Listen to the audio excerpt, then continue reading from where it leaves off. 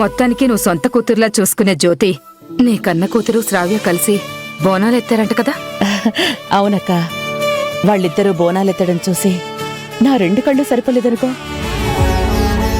జ్యోతి రాజీవ్లిద్దరూ కలిసి సత్యనారాయణ స్వామి వ్రతం చేయడం చూసి నా మనసు సంతోషంతో నిండిపోయిందక్క.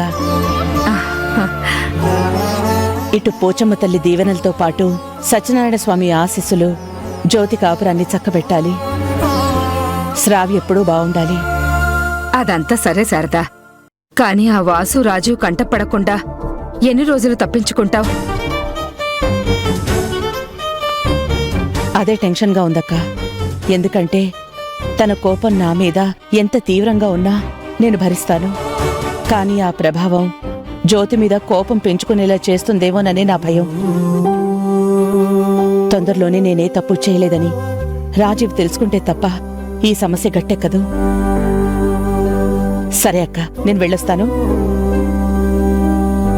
అయ్యో శారదా,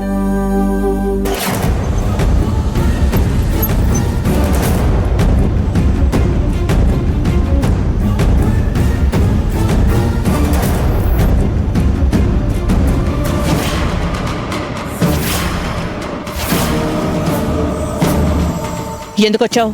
మీ మేలు కోరి కొన్ని విషయాలు చెప్పమని మా అక్క పంపిస్తే వచ్చాను. మీరేమీ మా శారద మేలు కోరాల్సిన అవసరం లేదు. ఇంట్లో నుండి బయటికి నడు. నేను చెప్పాల్సింది చెప్పాక తప్పకుండా వెళ్తాను. లేదంటే శారదకే నష్టం. నువ్వు మీ అక్క కలిసి జ్యోతి కాపురానికి చేసిన నష్టం సరిపోదా? నువ్వలా అనుకుంటున్నావు కానీ మా అక్కకి నాకు ఏ పాపం తెలీదు. జ్యోతి తలరాత అలా ఉందంతే. ఇతనితో మాట్లాడి శారదా, నువ్వు బయలుదేరు. ఒక్క నిమిషం శారదా. ఫస్ట్ నీకు షాకింగ్ న్యూస్ గురించి చెప్పాలి. ఏంటంటే మా బావని, అదే మా అక్క భర్తని ట్రీట్మెంట్ కోసం మా అక్క ఫారిన్ పంపించింది. సో ఇక నీకు ఎవరి సపోర్ట్ లేదు.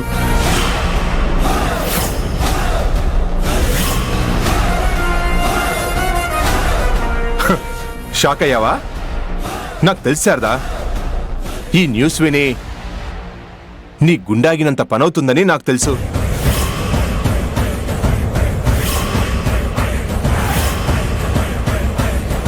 రెండోది ఏంటంటే మొన్న మా అక్క ఫోన్ చేసి సీక్రెట్ చెప్తానంటే ఏదో లెక్కలేనితనంగా మాట్లాడావంట.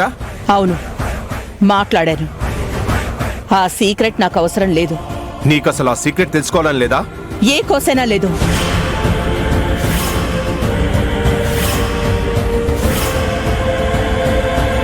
ఎందుకంటే నాకు ద్రోహం చేసిన నా భర్తకి కావాలని నేను దూరంగా ఉన్నాను. జ్యోతి నా సొంత కూతురులాంటిదని నేను ఫిక్స్ అయ్యాను. ఇక మీలాంటి వాళ్ళ దగ్గర ఏ రహస్యం ఉన్నా నాకొద్దు. నేను లెక్క చేయను. తొందరపడకు శారదా. కోరి వచ్చిన మనిషిని వద్దనుకోకు. ఇప్పటికైనా నేను చెప్పేది విను, అప్పుడు నువ్వు సంతోషంగా ఉంటావు. వద్దని చెప్పానా?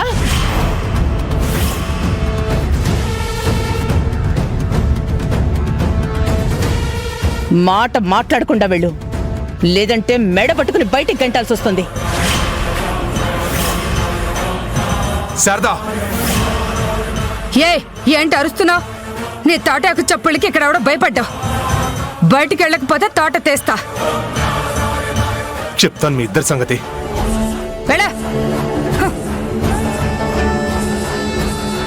శారదా, నువ్వు బయలుదేరు.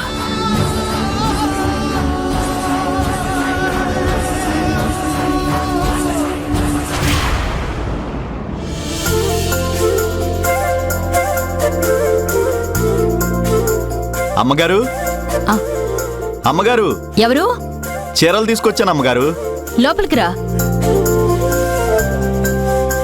నేను మళ్ళీ కాల్ చేస్తానండి. నమస్కారం అమ్మా. నమస్కారం. మీరు అడిగిన చీరలు తీసుకొచ్చానమ్మా. అన్ని ఇక్కడ పెట్టండి.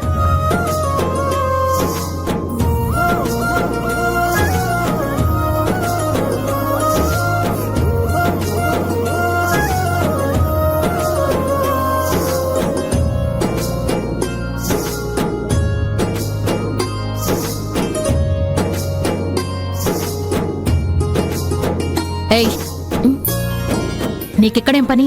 పోయి పని చూసుకో.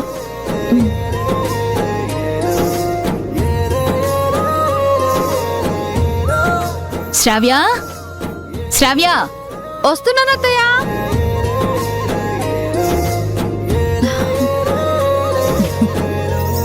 చీరలు చూడు. ఆ